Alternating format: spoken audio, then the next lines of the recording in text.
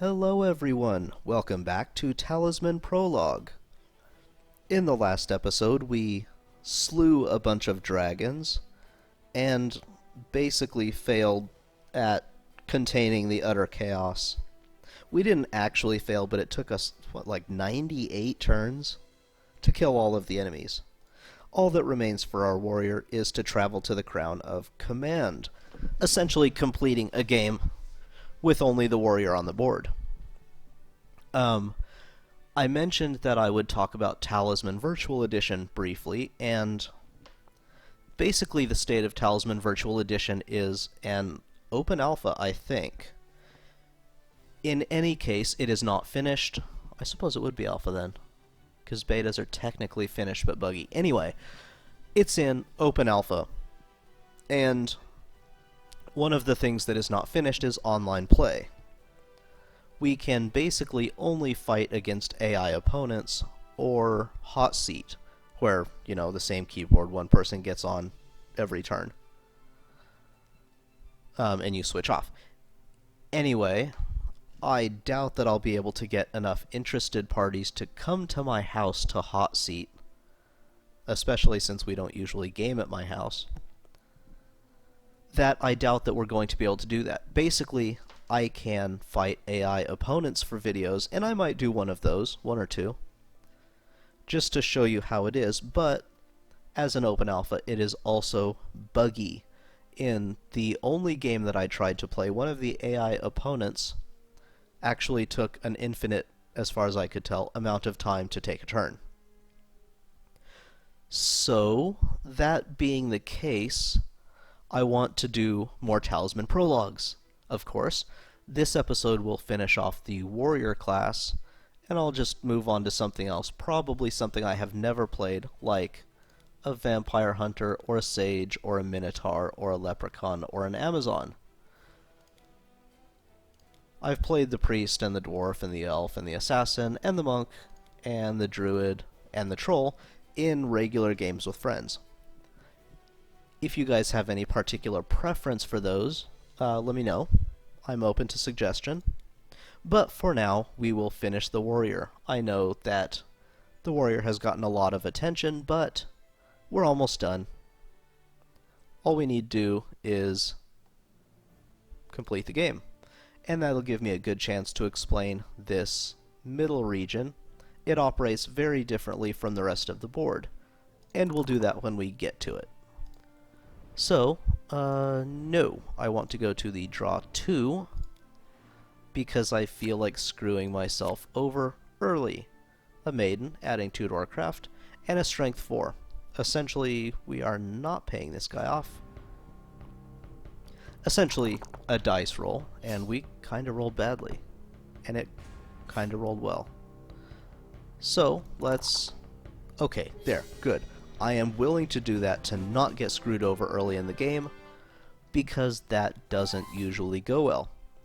Of course, our +2 craft follower is nice, but it doesn't really help our endeavors, unless... Oh, this is bad. Unless we come up against a craft creature. 3 or lower? Okay. Wow, that is incredibly lucky. Okay, this might not go so badly for us after all. Strength 7. Instant turn in, we're now at a 5. Oh, that was a bit tense there. I did not think we would kill a dragon. A sword! Yay! This is going much, much better than the prior attempt at recording this, where I failed so hard. This is the second time this particular video has been attempted. And the last one was just embarrassing, so it might go in a blooper or something. But a ghost goes to the city, here, right next to me, and we move along. The woods, where we draw a demon craft 10. Oh my, that is going to hurt us quite badly. We can stand off if we... nope, we can't even stand off. It has a craft 10. I have a combined 4 and a 6 would be 10. It has to roll at least a 1, so I lose. Yep, 14 against 10. That's pretty sad. And there's now a demon inhabiting that particular square. That's bad. I will admit, that's quite bad. Hopefully we don't run into a situation... Oh, a ring, that's good. A magic object adding 1 to our strength and craft. Hopefully we don't run into a situation where we are forced to go there. Kinda like this. Oh well, let's take the tavern. A 5 offers to teleport you to any other space in the region. Not bad. Let's go to the draw 2. A talisman. We will need one of those. You may only enter the Valley of Fire, one of the middle bits, if you have one of the fabled talismans. And a gold. Good. Good. A 6 graveyard or draw 1. We have no real... Oh, I should have gone to the graveyard, actually. A prince. Okay, not bad. He doesn't really do anything for us. Demon or tavern. Demon, please. Oh wait, no, I meant tavern. 2, fight a farmer strength 3. 7 versus 3. We kill him. Yup, even on maximum roll, he can't win. But that doesn't benefit us at all. So, yay. A magical vortex absorbs all of our 0 spells. Oh no! Whatever shall we do? Our life is ruined! Okay, ogre. Good, we'll kill it. Unless it, like, gets maximum. Poor ogre. Rolling minimum. Okay, 9. I'm comfortable with 2 over on a turn-in. Moving around the board. I do kind of want more fate, especially now that I have 1 gold over. Okay, yes, draw 2s are good. I like landing on the draw 2s. Oh, especially with those. We can kill this quite easily. Maybe. Yeah. Alright, lion's dead. And the other thing, whatever it was. A boar. A boar is also dead. What a boar. I generally want to stay on the opposite side of the board from that freaking demon, unless I happen to gain so much craft. Or a spell that allows me to get rid of it. We kill the dragon, another instant turn-in. Yay. This is going much, much better. We are, of course, merely attempting to get our strength quite high. Followers that give strength are really, really nice. I could heal a life, but I'm not very low. And there's nobody else on the board. Amaze. 6 if our craft is less than 5, we miss 1 turn, but it's not! I think that's the first time Amaze has failed to amaze me. A guide, whatever. Fine, you can come along. Whatever, man. And I do, of course, want a fate. Now, if I land somewhere that allows me to buy things, I can get another sword. Oh, no, I can't. An evil darkness. If you are not of evil alignment, we miss a turn, which happens. Tavern doesn't really help us in any respect. The maze would essentially be a no-op, so let's gamble. A 2. We fight the same farmer. We have only gotten stronger since. He got nothing. Actually, our strength with modifiers ensures that he can't beat us, so... Moving right along. A bag of gold. Good, good, good. Ooh. Let's go over here and draw 1. Oh good, an enchanter. Seeks an able adventurer. If your craft is 4 or more, which it is, He will grant one of the following wishes: gain 1 spell, gold, strength, craft, life, or fate, or teleport. We, of course, want a strength. That's the first one of those I've hit that actually lets me do it. I am happy about that particular thing. A Solomon's Crown. I don't want it because it is, of course, craft, and we don't care about craft. That's a gamble. We can come here and get a life back. Yay! Good things, good things. Unfortunately, leaving the Solomon's Crown there is somewhat littering the board with cards. Oh, this is crap. What do I... okay. Whenever you draw adventure cards, you may discard one of your choice that you do not wish to encounter and draw one more to replace it, which you must encounter. This is the object I mentioned in, I think, episode 2 with the Prophetess that gives you the Prophetess's passive. Unfortunately, the only thing that I'm willing to part with is this shield. And, in fact, I think I will do that because the orb is far, far more powerful and useful and such. A book of spells. You gain your full complement of spells, which is 3. Oh my, that is so good. Okay, temporal warp, very nice. Freeze for 3 turns. Divination, we can look at the adventure deck. And preservation, prevents the loss of a life or a follower from being killed. All quite good. I don't know about divination, really. It's okay. Since we have the orb, actually, it's quite good. If you're of good alignment, blah blah blah. Angel doesn't apply to us. We don't lose or gain anything.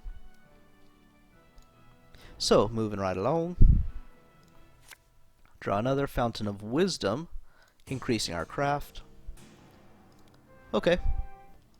That's good board trash. A goblin. Alright. Not a problem at all. Killing it easily. It can't beat our strength with modifiers, so... How much do we have now? 3, 4, 5, 6. We need another wild boar, basically, is the point. Go here.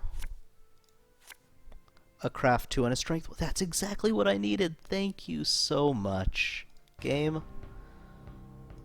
Okay, kill it easily. It can't win. Blah, blah, blah. We don't even need to roll for this. Okay, and that's a turn in. Bam. I can't do it right now. Okay, the shadow should be no problem. Yep, killing that. Good, good, good. Seeing a bit more crafty creatures. Let's see, that's 3, 4, 5, 6, 7. Yes, okay. Now our only remaining trophy is the craft thing.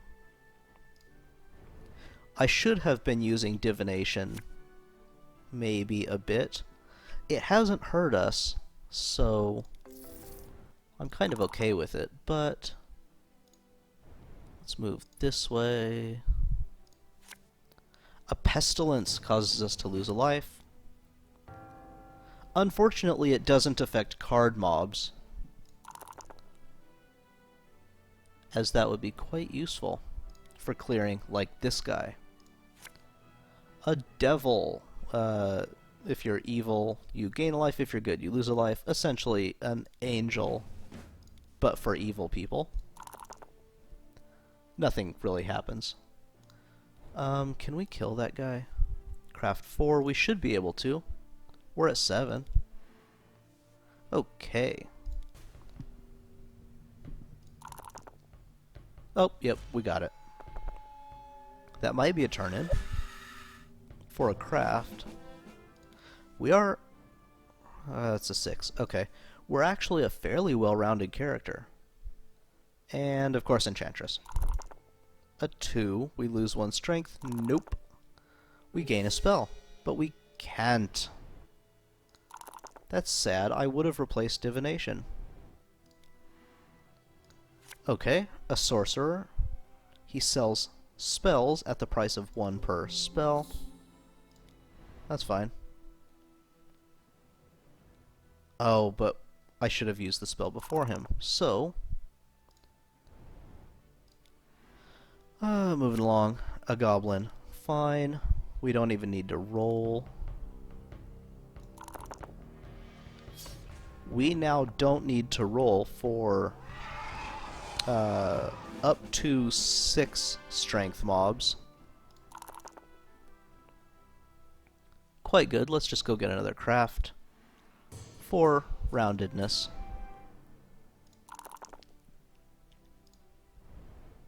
I don't know how much that's going to actually play in, but a cross. If you're evil, you don't lose a life in the chapel. Good for graveyard. Choose to automatically destroy spirits, but our craft is pretty good. I wonder what's next. A dragon! Okay, that's much better.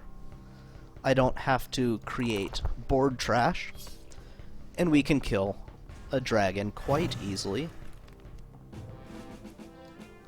And it's an instant turn-in.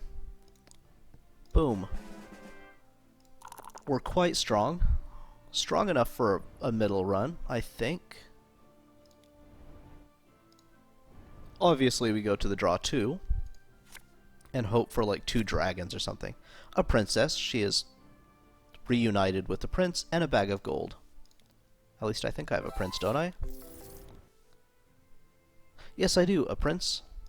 If we go to the castle, we could get a large amount of gold. You know what? Let's go to the tavern. Because I have a plan that didn't really involve losing 1 gold, but it's okay. Clean up this craft. Oh, it still has 1 there? Okay, it still has 1 there. We're quite strong in craft now. You know what? 2 gold. Good. Alright. Acceptable. If we landed on this guy, I would be okay with trying to kill him. Especially now, because we cleared up that board trash, and we match it for combined craft. There's too much benefit in this 2 square. An imp, determine where he teleports you. That'll happen first, so the bandit will merely remain on the board. To the hidden valley. That actually works out quite well for us. Because... oh, a marsh. If your strength is less than 5, you miss 1 turn. I don't think I've ever seen one of those, actually. Huh. Okay. But we can kill the shadow quite easily. I don't think we need to roll. Yeah, we don't need to roll for that. 7 and 12. Good. That's probably a turn-in. A sword. Oh.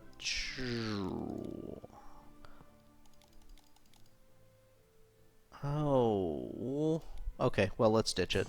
That's fine. And a marsh that doesn't affect us. We now have 8 in craft. Good deal. Alright. This may be a bit early, but let's go for the portal. We don't want an axe or a mercenary, really, but we have a lot of gold. That's fine. So, let's try and do this middle region. Here, in the door, if you can move past the door, i.e. you haven't just landed on the door, you can move in here, to the Plane of Peril, where you stop and move only 1 space per turn in the inner region. Excuse me 1 second.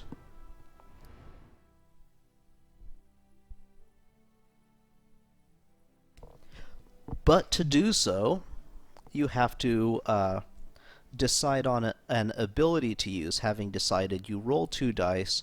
If the total is equal to or less than your chosen ability, including modifiers, go to the plane of peril. If it is higher, remain here and lose 1 from that ability. Since we have 13 and we roll 2 die, we can't lose this. If we chose craft, we could lose on very high values. But not with that roll. So, now we're here. We move only 1 space per turn.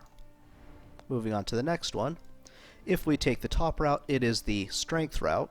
Roll 3 dice, subtract your strength from the total to see where you come out. And it takes you to various places.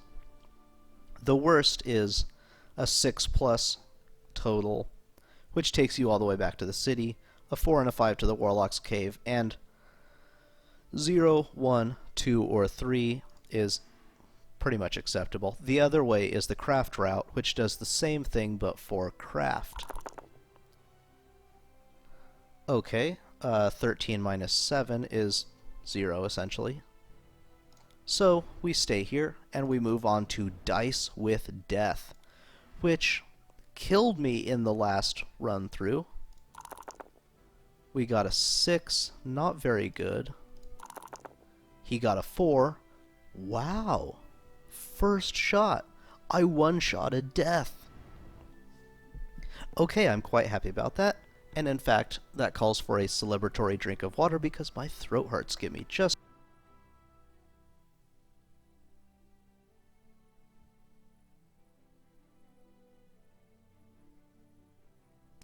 Okay, and we can move on to the werewolf den. Fight the werewolf. Roll 2 dice for the werewolf's strength, then fight it. If you lose, lose 1 life, and you must fight the same werewolf again on your next turn. And of course, if you don't, you defeat it. So, it can only get a strength of 12, but it didn't. It got a strength of 8. And we can only defeat it. At a 13, we have to roll at least 1, taking us to a 14. And it's 8 plus a maximum roll of 6 is 14. I guess it can stand off if we get a 1, but it didn't, so we beat it. Haha. 16 versus 14. Actually a little bit close. But we move on to the Valley of Fire. You can only enter if you have a talisman, which we do. If you do not have one, you must turn back. The Crown of Command can only be reached from this space. And since we have a talisman here, we can move there. Yay! There's nothing really that happens here, but we have gotten to the Crown of Command. You have earned a legendary talisman. Very cool. Quest complete. Total is 16. And that is the Warrior. We have finished all of its quests. We are not the ultimate warrior because, you know, some of these are quite bad. Utter Chaos and the Rescue. I'm looking at you. However, Dragon Attack, quite good. We're good at killing dragons. So, now that the warrior is done, I have to decide what to do. For the next bit, actually this one might be a bit short of an episode, but that's fine. Because this is a good breaking point. Maybe I will try the Amazon for movement. If you're defeated or have a standoff, you may ignore the result and immediately fight again. That's pretty good. That means... Does that stack? If you're defeated, you can just fight it till you win? Oh, no, you must accept the result of the second battle. Okay, that's still quite strong. The Leprechaun, you begin the game with 2 spells. You get a guide or pixie or whatever gives you the forest for free. Whenever you land on the woods, you may gain 3 gold. I'm not sure why you would choose not to. 6s are teleports. That's quite strong. That's a good mechanic. He does start with pretty good craft. I'm leaning towards the Leprechaun at this point. You may stampede and add the result of your movement die to strength. Oh, that's That's really good. May not use any armor. That's kind of a cool mechanic. I want to try that. Begin with 1. You always know what the top card is on the adventurous spell. Ooh, that's strong. All right. At the start of your turn, you gain a spell if you don't have one. You can double roll if you don't like the first one. Okay, that's pretty good. Always have at least 2 spells, and evade in the woods and forest. A pretty high craft start. And the Vampire Hunter. This is the other one I'm leaning towards. After you encounter a space with instructions to draw 1 or more adventure cards, and have drawn the required number of cards, you may investigate. Discard 1 on your space that's not an enemy and draw 1 more. That's kind of odd. I'm not sure I completely understand how that works, but that's okay. It looks like you can discard a non-enemy. Sort of a very specific prophetess. Add 1 to all battles. You may draw an adventure card instead of resolving the space for the graveyard. Okay, that's kind of cool, but no. We're gonna do the Leprechaun, because that sounds fun. But that's not... Oh. Only the magical quest remains for all of them. What? I'm gonna have to look back on that and see if that's true. I don't think that that was true. Oh, okay. Trolls, druids, wizards, monks, assassins, elves, dwarfs, priests, prophetesses. Okay, I see. The expansion characters are just playthrough. So, well, that kind of blows my plan out of the water. Yes, I am just kind of rambling at this point to elongate the video a bit. The priest is kind of interesting. You may choose to automatically destroy things, but you can't use weapons. The dwarf...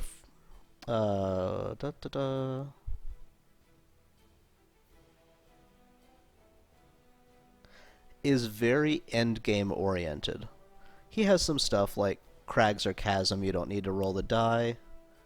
You can evade in the hills, not necessarily bad. After rolling the die in the cave, you can add 1.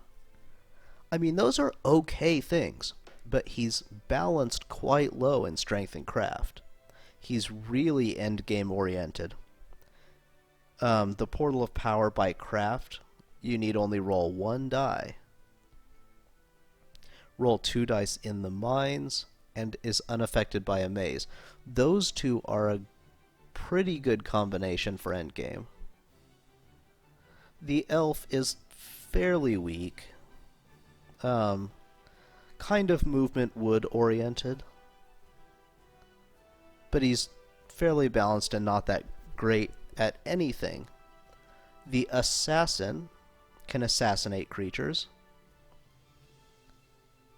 But, oh, okay. We'll see how this one plays out. I'm going to do this one next. I have to decide something. So the assassin, it is. Next time on Talisman Prologue.